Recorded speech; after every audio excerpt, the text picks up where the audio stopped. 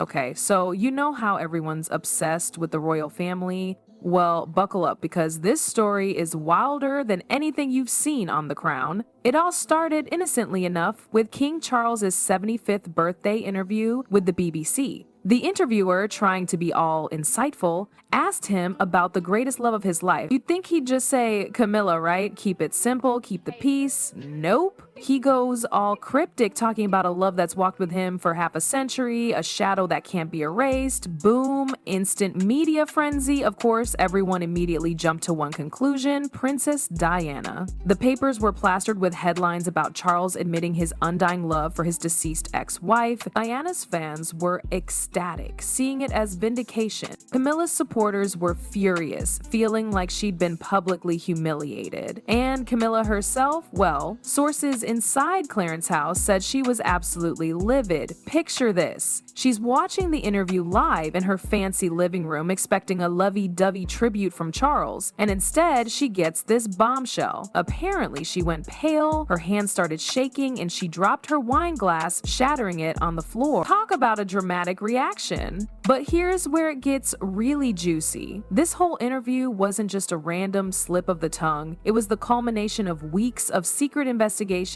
and growing suspicion on Charles's part. See, about 2 weeks before the interview, something happened that changed everything. One of the palace servants, a young guy named Edward, was bringing Charles his usual morning tea and supplements. He was tired from a night shift and accidentally dropped the tray.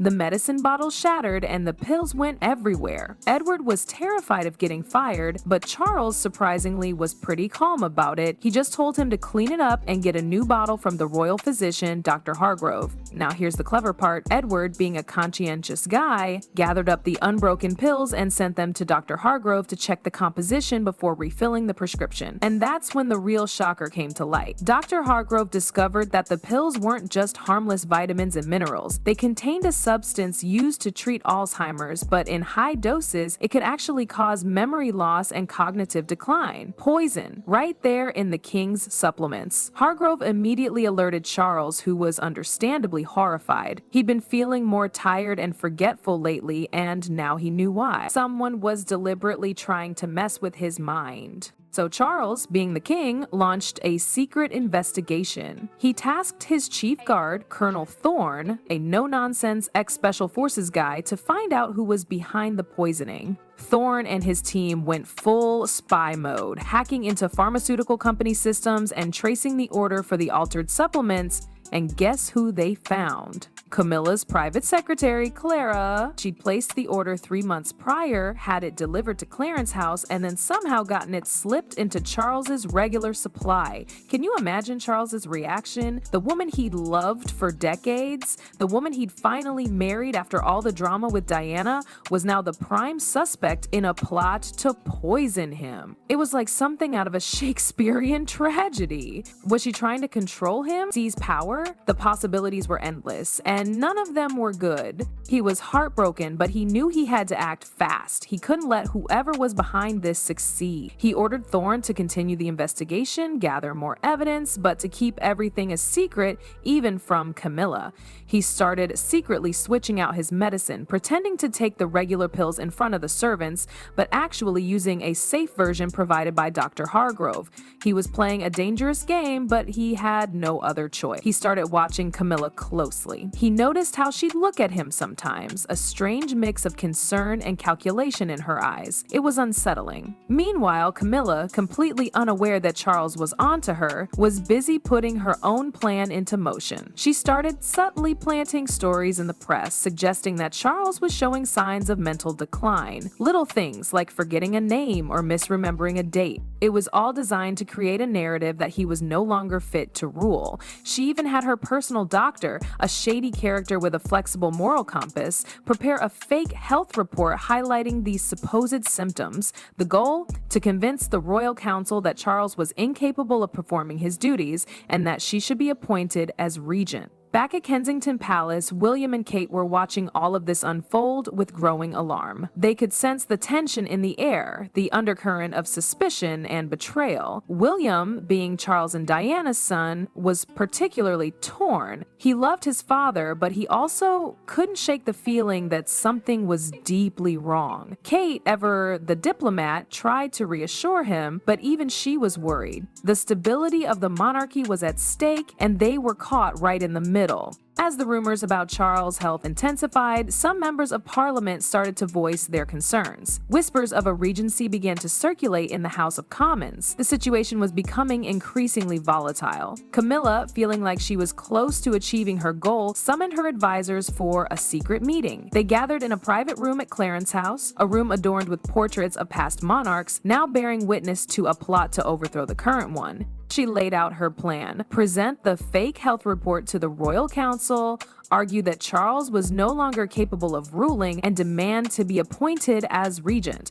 Her advisors, a mix of loyal confidants and opportunistic schemers, nodded in agreement. They were ready to seize power no matter the cost. But Charles wasn't going to let her win without a fight. He knew he needed concrete evidence to expose Camilla's treachery.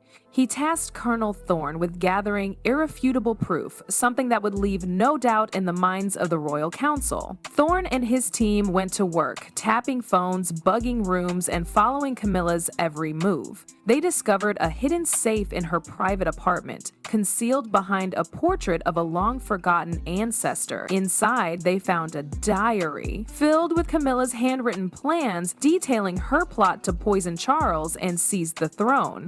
It was the smoking gun they needed. Charles felt a surge of anger and betrayal. He couldn't believe that the woman he had loved, the woman he had trusted, was capable of such cold-blooded treachery. But he knew he couldn't let his emotions cloud his judgment. He had a kingdom to protect. He decided to confront Camilla directly. He summoned her to Buckingham Palace for a private meeting. She arrived, looking confident and composed, completely unaware that Charles knew everything. They sat across from each other in the library, surrounded by centuries of royal history. The air was thick with tension. Camilla, Charles began, his voice calm but firm. "I know about the poison."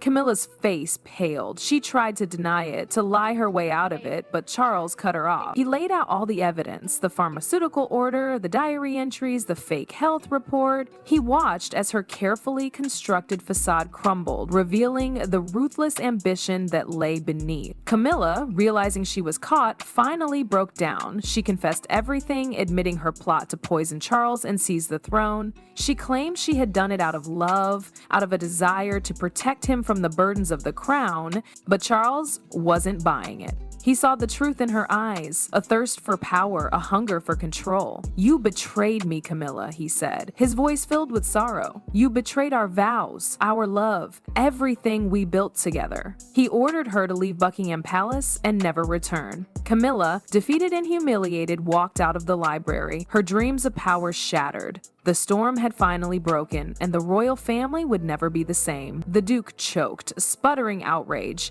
The scandal threatened to consume everything. Charles, however, remained steely, unwavering. He presented Clara. Her testimony, though halting and tearful, was damning. She detailed the instructions, the payments, the careful orchestration of deceit. The council, initially skeptical, was now aghast. The fabricated report was dismissed. Camilla's allies, sensing the shift, began to distance themselves. One by one, they recanted their support, offering weak excuses and feigned ignorance. The tide had turned irrevocably. Camila, cornered and exposed, lashed out. "You'll all regret this," she shrieked, her voice cracking with hysteria. "I am the queen. You cannot do this to me." But her words were empty, powerless against the weight of the evidence. Charles, with a heavy heart, formally accused her of treason and conspiracy to commit murder. The room erupted in chaos. Some council members called for her immediate arrest. Others pleaded for restraint. The ancient walls seemed to tremble under the force of the accusations.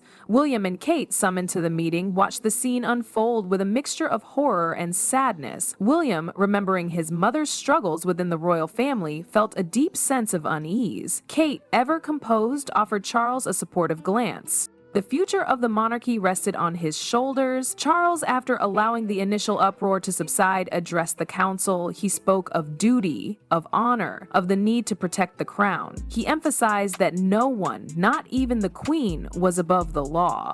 He announced his decision. Camilla would be stripped of her title and exiled from the United Kingdom. Her co-conspirators would be brought to justice. The council, after a moment of stunned silence, unanimously approved his proposal. Camilla, defeated and disgraced, was escorted from the room by royal guards. Her reign, so carefully constructed, had crumbled into dust. The news of Camilla's treachery and expulsion spread like wildfire across the globe. The public was shocked, outraged, and fascinated. The tabloids went into overdrive, churning out sensational headlines and scandalous stories. Viana's fans celebrated, seeing it as a final victory over her longtime rival. Camilla's supporters mourned her downfall, accusing Charles of betrayal and cruelty. The monarchy faced its greatest crisis in decades. Charles, burdened by the weight of his decision, retreated to Balmoral, seeking solace in the Scottish Highlands. He spent hours walking the moors, reflecting on the events that had led to this tragic outcome. He questioned his own judgment, wondering if he had been blind to Camilla's true nature. He received a visit from William and Kate, who offered their support and reassurance. William, now more than ever, understood the burdens of leadership. Kate, with her grace and wisdom, helped Charles see that he had acted decisively and justly. He had protected the crown and upheld the law. In the aftermath of the scandal, Charles initiated a series of reforms aimed at modernizing the monarchy and restoring public trust. He streamlined the royal household, reduced expenses, and increased transparency. He also reached out to Diana's family, seeking reconciliation and healing. The road to recovery was long and arduous. The monarchy had been shaken to its core, but Charles, with his unwavering determination and the support of his family, was determined to rebuild it stronger than before. He understood that the crown was more than just a symbol of power. It was a symbol of hope, of unity, and of enduring tradition. He would dedicate the rest of his reign to upholding those values and serving the people of the United Kingdom. The storm had passed, leaving behind a trail of destruction, but also a renewed sense of purpose.